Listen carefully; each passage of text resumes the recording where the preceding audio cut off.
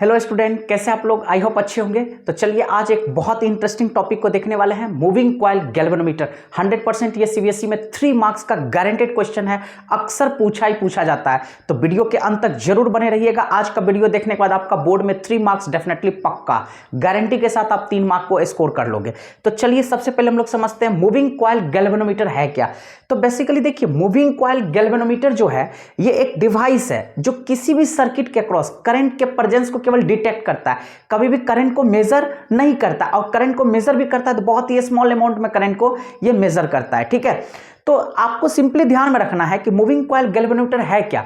तो moving coil galvanometer basically एक device है जो किसी भी सर्किट के क्रॉस करंट के प्रेजेंस को केवल डिटेक्ट करने का काम करता है, मेजर करने का काम नहीं करता है। तो यहां पे मैंने लिख भी दिया हूं, it is a device which is mainly used to detect the presence of current in the circuit. Very simple. अब देखिए, जैसा कि आप लोग जानते हो कि गैल्वेनोमीटर को हम 2 तरीके से कन्वर्ट कर सकते हैं। या तो गैल्वेनोमीटर को हम चाहें तो एमीटर में कन्वर्ट कर सकते हैं, या फिर गैल्वेनोमीटर को अगर हम चाहें तो वोल्टमीटर में कन्वर्ट कर सकते हैं। Very simple. देखिए, अगर आप किसी भी गैल्वेनोमीटर को एमीटर में कन्वर्ट करते हो तो कैसे करोगे? बहुत ही सिंपल, आपको एक शंट लेना है। शंट क्या होता है? तो स्मॉल वैल्यू ऑफ रेसिस्टेंस को ही शंट कह देते हैं, क्योंकि शंट का जो वैल्यू होता है वो करंट के रेंज पे डिपेंड करता है। जैसे जैसे करंट का रेंज चेंज होगा उसी हिसाब से शंट का वैल्यू भी क्या होता चला जाएगा? चेंज होता चला जाएगा। तो सिंपली शंट क्या होता है, आप इसको ध्यान में रखो। सिंपली जो शंट होता है, एक स्मॉल रेसिस्टेंस को ही हम लोग बेसिकली शंट कहते हैं। Very simple. तो आपको क्या करना है, शंट को लेना है और गैल्वेनोमीटर के ठीक पैरेलली कनेक्ट कर देना है। तो जैसे ही आप किसी भी शंट को गैल्वेनोमीटर के पैरेलली कनेक्ट करोगे तो वो टोटल गैल्वेनोमीटर किसकी तरह वर्क करने लगेगा? एमीटर की तरह बिहेव करने लगेगा। तो उस केस में जब गैल्वेनोमीटर को आप एमीटर में कन्वर्ट कर दोगे तो उस केस में यही गैल्वेनोमीटर क्या करेगा? सर्किट के क्रॉस करंट को मेजर करने लगेगा। Very simple. ठीक उसी तरह से जब गैल्वेनोमीटर को वोल्टमीटर में कन्वर्ट करोगे, कैसे करोगे? तो यहां पे आप कोई भी एक रेसिस्टेंस आर ले लो और उसको क्या करो? गैल्वेनोमीटर के साथ सीरीज में कनेक्ट कर दो। तो जैसे ही किसी भी रेसिस्टेंस आर को अगर आप गैल्वेनोमीटर के साथ सीरीज में कनेक्ट करोगे तो पूरा गैल्वेनोमीटर किसके तरह वर्क करने लगेगा? वोल्टमीटर की तरह। और आप जानते हो वोल्टमीटर का फंक्शन क्या होता है? पोटेंशियल को मेजर करना। तो उस केस में यही गैल्वेनोमीटर सर्किट के क्रॉस क्या करेगा? पोटेंशियल को मेजर करने लगेगा। Very simple. अब देखिए इसका वर्किंग प्रिंसिपल क्या होता है। तो गैल्वेनोमीटर जो होता है किस प्रिंसिपल पे काम करता है? तो देखिए बहुत ही सिंपल, आप जानते हो कि एक रेक्टेंगुलर कॉइल होता है, या फिर हम कह सकते हैं कोई भी करंट कैरिंग कॉइल है। करंट कैरिंग कॉइल लेते हो, उसको मैग्नेटिक फील्ड में डाल देते हो, तो वो क्या करता है? फोर्स को एक्सपीरियंस करता है, जिसकी वजह से क्या होता है? टॉर्क डेवलप होता है। और इसी टॉर्क की वजह से ये क्या करता है? गैल्वेनोमीटर करंट के प्रेजेंस को डिटेक्ट करता है वाया डिफ्लेक्शन। यानी कि हम यहां पे लिख भी दिया हूं कि एक current carrying coil placed in a magnetic field experiences a torque. यानी कि यहां पे आपने क्या करते हो, एक करंट कैरिंग कॉइल होता है, उसको मैग्नेटिक फील्ड में डाल देते हो, जिसके कारण वो टॉर्क को एक्सपीरियंस करता है। टॉर्क कैसे एग्जर्ट होता है? कपल ऑफ फोर्सेस के चलते। Very simple. Whose magnitude depends on the strength of current. यानी कि एक तरह से जो टॉर्क होता है उसका जो मैग्नीट्यूड है वो किस पे डिपेंड करता है? करंट के स्ट्रेंथ पे। जितना ज्यादा करंट होगा उसी हिसाब से क्या होगा? टॉर्क भी एक्सपीरियंस होगा। तो जितना ज्यादा टॉर्क होगा डिफ्लेक्शन भी उतना ही ज्यादा होगा। तो इसको हम लोग सिंपली क्या लिख सकते हैं? देखिए, ये तो चलो हमने एक वर्ड में लिख दिया हूं कि एक current carrying coil placed in a magnetic field experiences a torque whose magnitude depends on the strength of current. यानी कि ये प्रिंसिपल को वर्ड में आप लिख सकते हो। यानी कि आप इसको ऐसे समझो सिंपली कि आपने कोई करंट कैरिंग कॉइल ले लिया। आपने क्या ले लिया? करंट कैरिंग कॉइल ले लिया। उसको आपने क्या किया? मैग्नेटिक फील्ड में डाल दिया। तो ऑब्वियसली वो टॉर्क को एक्सपीरियंस करेगा। जैसा कि हम अक्सर टॉर्क का डेरिवेशन जब किए थे कि कोई भी डाइपोल है, अगर आप उसको यूनिफॉर्म मैग्नेटिक फील्ड में रखते हो तो वो टॉर्क को कैसे एक्सपीरियंस करता है, ठीक उसी तरह से यहाँ पे करंट कैरिंग कॉइल है, आपने मैग्नेटिक फील्ड में डाल दिया, वो टॉर्क को एक्सपीरियंस किया। तो यही टॉर्क जो होता है वो रीस्टोर हो जाता है। और यही रीस्टोरिंग टॉर्क की वजह से क्या होता है? डिफ्लेक्शन होता है, जिसके जरिए करंट के प्रेजेंस को ये क्या करता है? डिटेक्ट करता है वाया डिफ्लेक्शन। यानी कि अगर गैल्वेनोमीटर में डिफ्लेक्शन हो रहा है तो इसका मतलब करंट है, और डिफ्लेक्शन नहीं हो रहा है तो इसका मतलब करंट नहीं है। Very simple. तो उसी चीज को हम शॉर्ट फॉर्म में कैसे समझ सकते हैं? देखिए, ये तो चलिए हमने लेंदी आपको समझा दिया कि प्रिंसिपल क्या होता है। आप इसको एक वर्ड में कैसे कह सकते हो कि what is the working principle of galvanometer? That means किसी भी मूविंग कॉइल गैल्वेनोमीटर का वर्किंग प्रिंसिपल क्या है? तो एक ही वर्ड में हम लोग कहेंगे रीस्टोरिंग टॉर्क। यानी कि जो मूविंग कॉइल गैल्वेनोमीटर का वर्किंग प्रिंसिपल है वो है रीस्टोरिंग टॉर्क। यानी कि जितना ज्यादा टॉर्क रीस्टोर होगा उतना ही ज्यादा गैल्वेनोमीटर के अंदर क्या आएगा? डिफ्लेक्शन आएगा। तो टॉर्क कितना रीस्टोर होगा? जितना ज्यादा करंट होगा। तो जितना ज्यादा करंट, जितना ज्यादा टॉर्क, उतना ही ज्यादा डिफ्लेक्शन। Very simple. तो मैंने यहां पे लिख दिया हूं, टाउ का मतलब होता है टॉर्क, और रीस्टोरिंग यानी कि टॉर्क जो रीस्टोर होता है वो डायरेक्टली प्रोपोर्शनल होता है अल्फा। ये प्रोपोर्शनलिटी का साइन है और ये अल्फा है। अल्फा बेसिकली क्या होता है, एंगल ऑफ डिफ्लेक्शन, यानी कि जो गैल्वेनोमीटर होता है उसके अंदर जो निडल देखते हो जहां पे जीरो होता है वहां पे हम क्या कहते हैं, गैल्वेनोमीटर के अंदर कोई डिफ्लेक्शन है, दैट मींस जीरो डिफ्लेक्शन। वहां पे गैल्वेनोमीटर के अंदर कोई डिफ्लेक्शन नहीं, इसका मतलब कोई करंट है ही नहीं।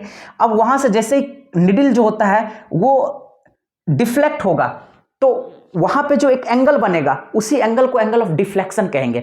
और वो डिफ्लेक्शन कितना होगा, तो डिफ्लेक्शन टोटली डिपेंड करता है रीस्टोरिंग टॉर्क के ऊपर। इसको प्रैक्टिकली कैसे समझेंगे, बहुत ही सिंपल। आप क्या करो, एक स्प्रिंग को ले लो, जितना ज्यादा आप स्प्रिंग को कंप्रेस करोगे और रिमूव करोगे तो स्प्रिंग उतना ही क्या करेगा, रिबाउंस करेगा। Very simple. एग्जांपल के तौर पर आप एक बॉल ले लो, बॉल को जितना ज्यादा ग्राउंड पे आप हिट करोगे, रिबाउंसिंग में हाइट उतना ही ज्यादा वो बॉल क्या करेगा, अटेन करेगा। Very simple. तो उसी तरह से जितना ज्यादा टॉर्क रीस्टोर होगा, एंगल ऑफ डिफ्लेक्शन भी उतना ही ज्यादा होगा। बहुत ही सिंपल। आप इसको ऐसे भी समझ सकते हो, मान लो आप किसी स्प्रिंग पे बैठ जाओ, तो जितना ज्यादा आप स्प्रिंग को कंप्रेस करोगे, स्प्रिंग उल्टा आपको उतना ही क्या करेगा, रिबाउंस करने का काम करेगा। जैसे कोई बच्चा सोफा पे कूदता है या मिक्की माउस होता है, वहां पे देखते हो बच्चा जितना ज्यादा हाइट लेना चाहता है उतना ज्यादा वो क्या करेगा, नीचे की डायरेक्शन में पुश करेगा।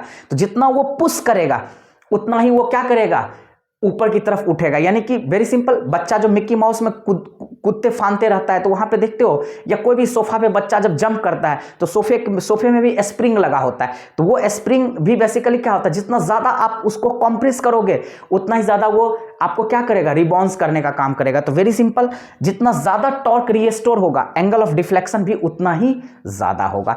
तो एक्चुअली जो मूविंग कॉइल गैल्वेनोमीटर होता है वो किस प्रिंसिपल पे काम करता है, इसी रीस्टोरिंग टॉर्क के प्रिंसिपल पे काम करता है। यानी कि टॉर्क रीस्टोरिंग, यानी कि जो रीस्टोरिंग टॉर्क है वो directly proportional to angle of deflection. इसको थोड़ा हम डिटेल में भी आपको समझा देते हैं। ए बी या NIBA भी हम लिख सकते हैं, कोई दिक्कत नहीं है, साइन थीटा।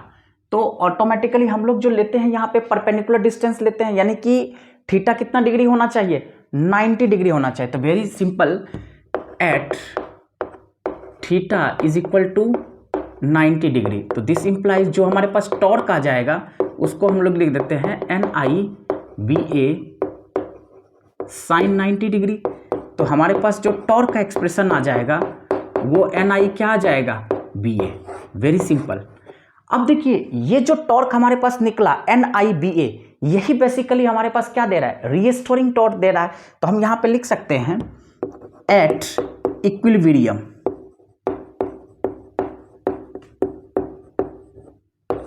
एट इक्विलिब्रियम जो टाउ रीस्टोरिंग है वो डायरेक्टली प्रोपोर्शनल टू क्या है, अल्फा, और ये अल्फा एंगल ऑफ डेविएशन है। तो वेरी सिंपल, हम यहां पे लिख सकते हैं जो टॉर्क रीस्टोरिंग है, टाउ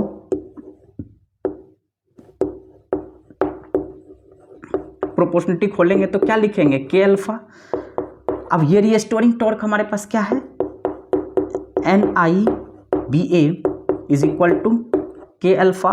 तो वेरी सिंपल, आप देखिए यहां से क्या रिलेशन, वो हमें करंट और एंगल ऑफ डिफ्लेक्शन के बीच में रिलेशन को फाइंड आउट करना है, क्योंकि गैल्वेनोमीटर एक डिवाइस है जो करंट के प्रेजेंस को डिटेक्ट करता है, और जितना ज्यादा डिफ्लेक्शन होगा करंट का कांस्टेंट। अगर थोड़ी देर के लिए हम इस पूरे टर्म को के अपॉन में NBA को क्या मान लो, कांस्टेंट, तो आप यहां पे देख सकते हैं I डायरेक्टली प्रोपोर्शनल टू क्या आ रहा है, अल्फा। हम यहीं पे लिख सकते I इज इक्वल टू हमारे पास आ गया के अपॉन NBA इंटू अल्फा। और ये जो हमारे पास पूरा का पूरा कांस्टेंट टर्म आया NBA, ये जो पूरे का पूरे कांस्टेंट टर्म है, इसी को हम लोग क्या लिख सकते हैं, I is equal to G alpha. और यहां पे जो G है, यानी कि एक तरह से ये जो कांस्टेंट है, यही कांस्टेंट को हम क्या कह सकते थे, G बेसिकली क्या है, गैल्वेनोमीटर कांस्टेंट। तो where G is equal to क्या है, गैल्वेनोमीटर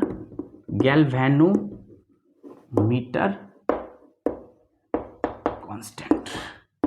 यानी कि ये जो G आ गया यहां पे, तो G का वैल्यू बेसिकली क्या निकल गया, G इज इक्वल टू हो गया हमारे पास K अपॉन NB। ये क्या है हमारे पास, गैल्वेनोमीटर कांस्टेंट। तो यहाँ पे जो जी आ गया बेसिकली क्या हो गया, यही गैल्वेनोमीटर कांस्टेंट है, जहां पे एन क्या हमारे पास नंबर ऑफ टर्न्स है, बी मैग्नेटिक फील्ड है, और ए क्या है एरिया, के हमारे पास कांस्टेंट होता है, जी हमारे पास गैल्वेनोमीटर कांस्टेंट है। तो मूविंग कॉइल गैल्वेनोमीटर जब भी पूछे तो आपको इतना आपको करके दिखा देना। और देखिए इसमें आप कहोगे कि सर डायग्राम तो आपने ड्रॉ ही नहीं किया, तो डायग्राम क्या नहीं किया, तो डायग्राम आप बुक से ड्रॉ कर सकते हो, कोई बहुत बड़ी बात नहीं है, क्योंकि अगर हम डायग्राम को ड्रॉ करते थोड़ा लेंदी हो जाएगा। तो वेरी सिंपल, आप लोग जानते हो थ्योरेटिकल लेक्चर है, डायग्राम गैल्वेनोमीटर का किसी भी बुक में आपको गैल्वेनोमीटर का डायग्राम मिल जाएगा, तो आप डायरेक्ट वहां से आप प्रैक्टिस करके क्या कर सकते हो, पेपर में ड्रॉ कर देना, वेरी सिंपल। अब देखिए इंटरेस्टिंग चीज क्या है, sensitivity of A galvanometer. Galvanometer का सेंसिटिविटी, दैट मींस इसमें दो तरह का सेंसिटिविटी निकल के आता है। एक तो होता है करंट सेंसिटिविटी, यानी कि करंट के प्रति कितना सेंसिटिव है गैल्वेनोमीटर, और दूसरा है वोल्टेज सेंसिटिविटी, यानी कि वोल्ट के प्रति, यानी कि पोटेंशियल के प्रति कितना ज्यादा सेंसिटिव है गैल्वेनोमीटर। क्योंकि आप लोग ऑलरेडी हमने अभी आपको बताया था कि गैल्वेनोमीटर को आप दो चीज में कन्वर्ट कर सकते हो, या तो गैल्वेनोमीटर को एमीटर में कन्वर्ट कर दो, तो वहां से निकल के क्या, जब गैल्वेनोमीटर को आप एमीटर में कन्वर्ट करोगे तो कहीं ना कहीं पूरा का पूरा गैल्वेनोमीटर एमीटर की तरह बिहेव करेगा, तो वहां पे क्या होगा, करंट को मेजर करने का काम करेगा, तो एक तरह से करंट सेंसिटिविटी वहां से निकल के आता है। और जब आप उसी गैल्वेनोमीटर को वोल्ट मीटर में कन्वर्ट कर देते हो तो वहां से वोल्टेज सेंसिटिविटी गैल्वेनोमीटर का क्या होगा, तो बहुत ही सिंपल, देखिए जब गैल्वेनोमीटर एमीटर की तरह बिहेव करेगा तो उस केस में उसका करंट सेंसिटिविटी क्या होगा, तो बहुत ही सिंपल, अगर देखिए हम कहते हैं गैल्वेनोमीटर, तो गैल्वेनोमीटर क्या, जितना ज्यादा डिफ्लेक्शन शो करेगा उतना ही ज्यादा वो सेंसिटिव माना जाएगा, वेरी सिंपल। तो अगर हम करंट सेंसिटिविटी के बारे में बात करें तो बहुत ही सिंपल, हम लिख देते हैं alpha by I, that means angle of deflection per unit current, यानी कि किसी सर्किट से जब करंट पास करेगा तो एक यूनिट करंट के अक्रॉस कितने डिफ्लेक्शन को वो शो करता है, वो रिप्रेजेंट करता है उसका करंट सेंसिटिविटी को। तो वेरी सिंपल, इसलिए करंट सेंसिटिविटी क्या लिखते हैं, अगर गैल्वेनोमीटर के अक्रॉस हम करंट सेंसिटिविटी को फाइंड आउट करने का कोशिश करें या रिप्रेजेंट करें तो हम सिंपली कह सकते हैं angle of deflection per unit current, यानी कि एक यूनिट करंट के अक्रॉस वो कितने डिफ्लेक्शन को क्या करता है, शो करता है, that will indicates the current sensitivity. Very simple, alpha by I. Already देखिए अब इसको हम क्या लिख सकते हैं, आप देखिए आप जानते हो कि अभी तुरंत हमने रिलेशन देखा, आई इज इक्वल टू क्या रिलेशन आया, जी अल्फा। तो बहुत ही सिंपल, अगर मैं यहां से लिखूं तो देखिए हम क्या लिख सकते हैं, यहां पे अल्फा अपॉन में आई, अगर हम यहां पे अल्फा अपॉन में आई दे दूं, अल्फा अपॉन में आई, तो ये हमारे पास क्या हो जाएगा, पूरा का पूरा टर्म 1/g। बोल हो जाएगा नहीं हो जाएगा, वेरी सिंपल। यानी कि अगर मुझे, क्योंकि यहां पे angle of deflection per unit current है, तो अगर मैं यहां पे अल्फा बाय आई लूंगा लेकर के, अगर मैं यहां पे क्या ले लेता हूं अल्फा अपॉन में आई, तो ये क्या हो जाएगा 1/g, वेरी सिंपल। और g का वैल्यू बेसिकली है क्या हमारे पास, k अपॉन में nb है, g का वैल्यू हमारे पास क्या है, k अपॉन में nb है। तो इसका मतलब है अल्फा बाय आई जहां पे है तो हम वहां पे उसको सिंपली क्या लिख सकते हैं 1/g, जिसको हम लिख सकते हैं 1 अपॉन में, और g के जगह पर हम क्या लिख सकते हैं, तो आप देख सकते हो गैल्वेनोमीटर कांस्टेंट का वैल्यू क्या, k अपॉन में nb है। तो अगर मैं यहां पे लिखूं g के जगह k अपॉन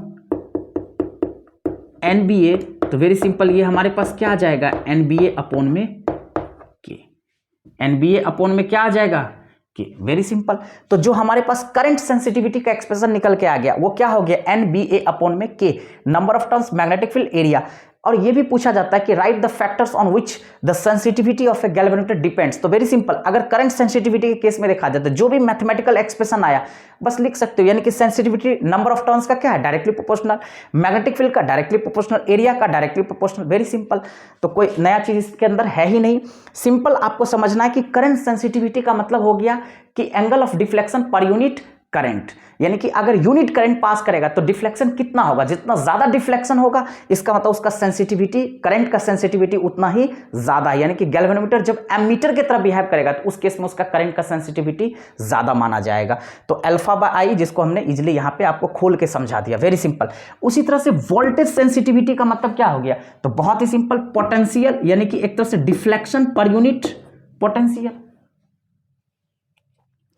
यानी कि वोल्टेज सेंसिटिविटी के बारे में बात करेंगे तो वो क्या हो जाएगा, angle of deflection per unit potential, very simple. तो अब इसको भी हम कैसे रिप्रेजेंट कर सकते हैं, तो वेरी सिंपल, देखिए अल्फा अपॉन में यहां पे v के जगह क्या लिख सकते हैं, आई आर, क्योंकि Ohm's law v is equal to हमारे पास क्या होता है, आई आर। तो जहां पे v है, v के जगह पर हम क्या यूज कर सकते हैं, आई आर, वेरी सिंपल, अब यहाँ पे देखिए, अभी तुरंत हमने देखा अल्फा बाय आई हमारे पास क्या आ गया, एन बी ए अपॉन में के। तो बहुत ही सिंपल, एन बी ए अपॉन में क्या लिख सकते हैं, अल्फा बाय आई के जगह हमारे पास क्या हो गया, एन बी ए अपॉन में के। तो यहाँ पे लिख सकते हैं के इंटू आर। वेरी सिंपल, यानी कि जो वोल्टेज सेंसिटिविटी का एक्सप्रेशन हुआ वो क्या हो गया, एन बी ए अपॉन में के आर। तो यहाँ पे भी जो वोल्टेज सेंसिटिविटी होता है वो किस फैक्टर पे डिपेंड करेगा, तो यहाँ पे ये भी नंबर ऑफ टर्न्स का डायरेक्टली, मतलब जो भी मैथमेटिकल एक्सप्रेशन है उसी को वर्ड में लिख देना। नंबर ऑफ टर्न्स का डायरेक्टली प्रोपोर्शनल, मैग्नेटिक फील्ड का डायरेक्टली प्रोपोर्शनल, एरिया का डायरेक्टली प्रोपोर्शनल, और ये आर क्या है, रेसिस्टेंस, इसका इन्वर्सली प्रोपोर्शनल, और के तो हमारे पास क्या है, कांस्टेंट है। तो I hope moving coil galvanometer को समझने में कोई दिक्कत नहीं होगा।